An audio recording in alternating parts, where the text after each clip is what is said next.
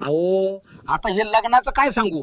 पोराचं लग्न ठरलंय, पण हे हळदीचे, मेहंदीचे, प्री वेडिंग शूटचे खर्च पाहून भीती वाटते.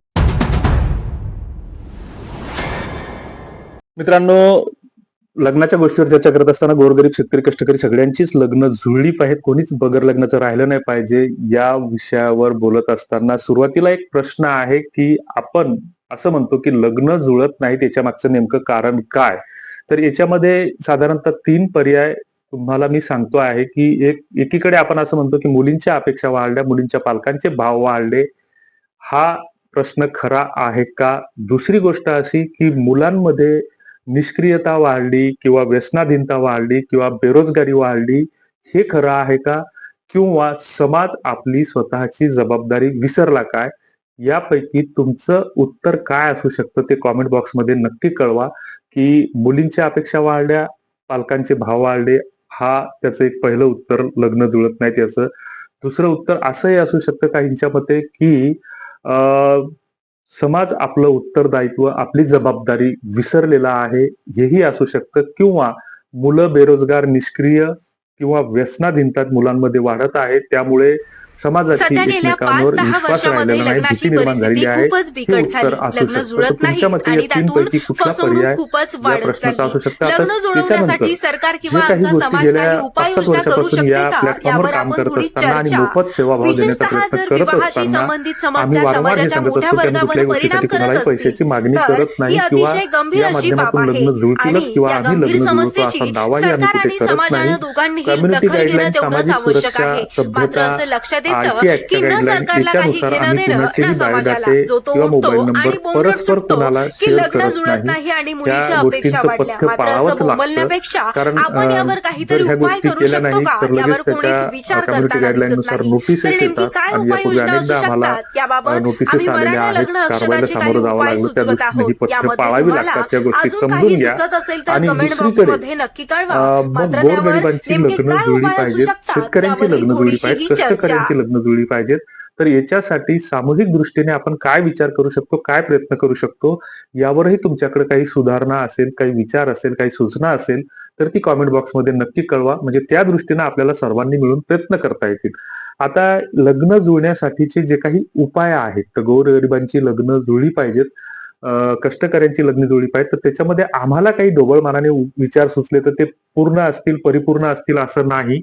मात्र परस्पर संवादातून, एकमेकांच्या विचारातून, अनुभवातून, शिक्षणातून, ज्ञानातून, या गोष्टीतून माणूस बऱ्याच गोष्टी शिकत असतो, सुधारणा करण्याचा प्रयत्न करत असतो. आणि मग मराठा लग्न अक्षदामध्ये गेल्या 5-6 वर्षापासून काम करत असताना या माध्यमातून बरीच लोकं असे म्हणत असतील, की ₹1000 ₹500 घेण्यासाठी आमच्याकडे गॅरंटीनं लग्न जुळतेच, आम्ही जुळवतोच. परंतु आमचा अनुभव वेगळा आहे, की लग्न जुळणं ही खूप अवघड आणि कठीण गोष्ट झालेली आहे. मात्र आपण आपली नकारात्मकता काढून टाकली पाहिजे. आपल्याला कुणालाही दोष द्यायचा नाही. मुलाला दोष द्यायचा नाही, समाजाला द्यायचा नाही, मुलीलाही द्यायचा नाही. मात्र आपण स्वतःसाठी, समाजासाठी 2 मिनिटं, 5 मिनिटं काय करू शकतो, ही एक चांगली सकारात्मक भावना ठेवून अ, असे वेगवेगळे व्हिडिओ बनवण्याचं, मजकूर बनवण्याचं काम आम्ही जसा वेळ भेटेल तसं करत असतो. आणि मग हा सेवाभाव किंवा एक मोफत सेवाभाव देत असताना बऱ्याच गोष्टीचा त्रास सुद्धा होतो. आणि मग हे करत असताना एक कुठेतरी एक आत्मिक समाधान असतं, की जसं उन्हाळ्याचे दिवस आता सुरू आहेत. जुन्या काळामध्ये म्हणजे जुना काळ जास्त म्हणता येणार नाही, पण 20 वर्षापूर्वी उन्हाळा लागला की पानपोहे दिसायचे तुम्हाला गावोगाव. मग पानपोई लावून पुण्य मिळवणं ही आपली संस्कृती होती. त्याच पाण्याचा आता व्यापार करणं, बाटलीबंद पाणी विकणं, हॉटेलमध्ये जर आपण चहा घ्यायला गेलो, तर तो पहिल्यांदा आपल्यासमोर ती सीलबंद पाण्याची बॉटल आणून ठेवतो.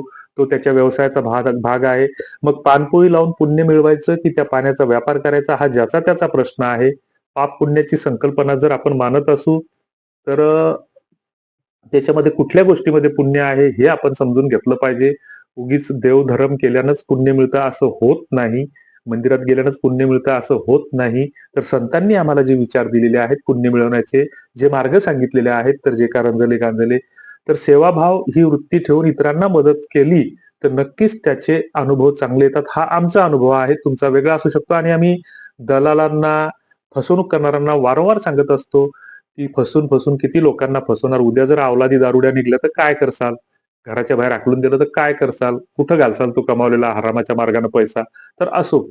तर लग्न जुळण्यासाठी तुमच्याकडे काय सूचना आहेत, तुमच्याकडे काय सुधारणा आहेत, आपण काय प्रयत्न करू शकतो, याच्यावर तुमच्याकडे काही सूचना असतील तर आम्हाला कॉमेंट बॉक्समध्ये नक्की सांगा.